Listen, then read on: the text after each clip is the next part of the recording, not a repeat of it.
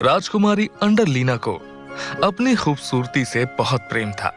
वो नहीं चाहती थी कि उसके चमकदार और सुंदर गालों पर कोई भी दाग पड़ जाए। वो बहुत ही कम घी तेल का खाना खाती थी।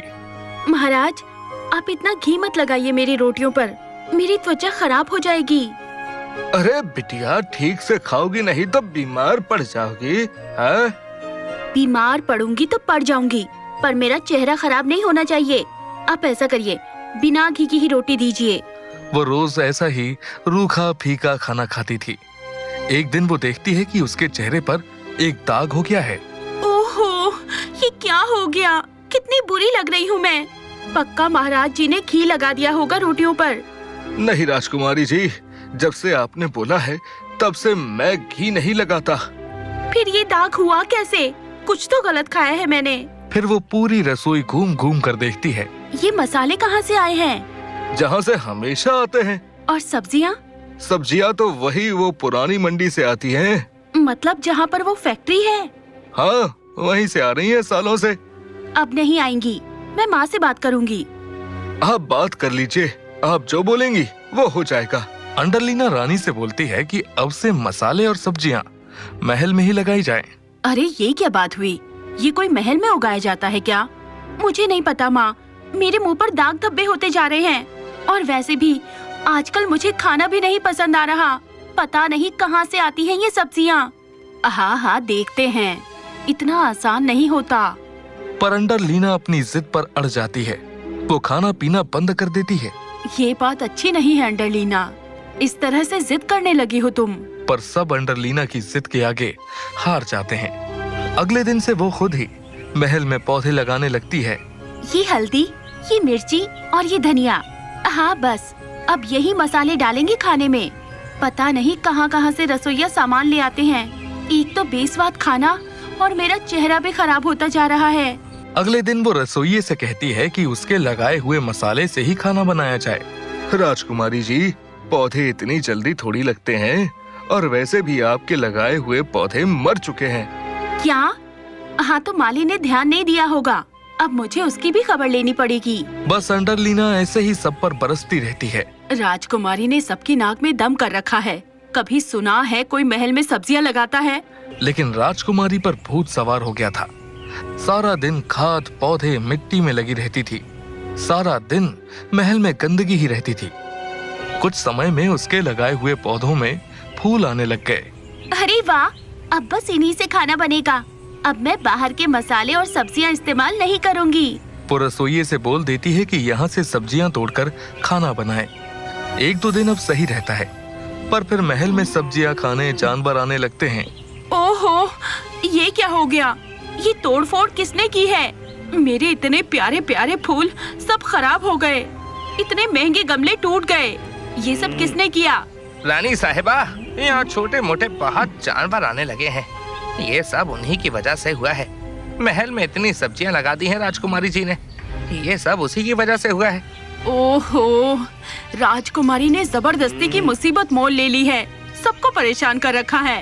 रानी गुस्से में आकर सारे पौधे बाहर फेंक देती है। आज फिर से खाने में अजीब सा स्वाद है। क्या आज महल में लगे मसाले और सब्जियों से खाना नहीं बना है?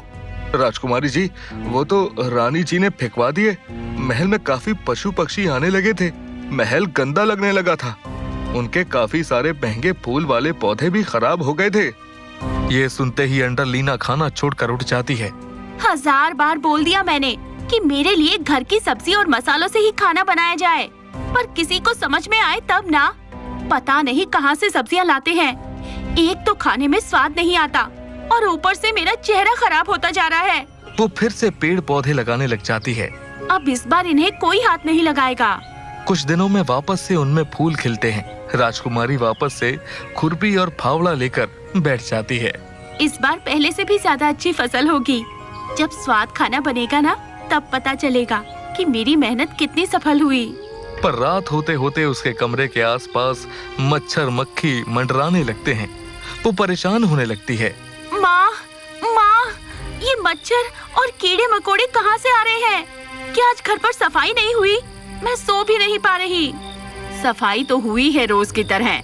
ये मच्छर मक्खी गंदगी की वजह से नहीं, बल्कि तुम्हारे पेड़ पौधों की वजह से आ रहे हैं। आज मच्छर मक्खी और कीड़े आए हैं, कल जानवर भी घुस जाएंगे महल में। तुमने महल को पूरा खेत बना दिया है, पर फिर मेरी त्वचा भी खराब हो रही है ना। आप लोग पता नहीं कहाँ से मंगवाते हो सब्जियाँ, तो सब्जियाँ तो महल में ही लगेंगी, चाहे कुछ भी हो जाए। अंडरलीना किसी की नहीं सुनती। अगले दिन वो अपने पेड़ पौधों में लग जाती है। महाराज जी, ये लीजिए पालक और मेथी, आज यही सब्जी बनेगी। और हाँ, मैंने नींबू, मिर्ची और धनिया भी रख दिया है, यही वाले डालना सब्जी में। तभी 2-3 गाय और सांड पहरेदारों को सींग मारते हुए अंदर घुस जाते हैं और तेजी से उसके पास आने लगते हैं।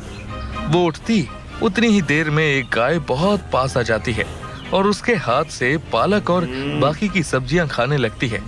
अंडरलीना काफी डर जाती है। वो डर के मारे चिल्लाने लगती है।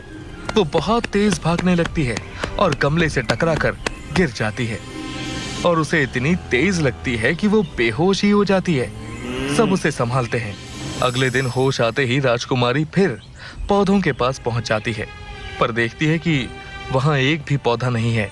माँ, माँ, आपने फिर से मेरे पौधे हटा दिए। क्या चाहती हो आप? आप मुझे खुश नहीं रहने दे सकती? हाँ, तुम कितनी खुश हो वो तो दिख ही रहा है हमें। कल जो हुआ सबने देख लिया।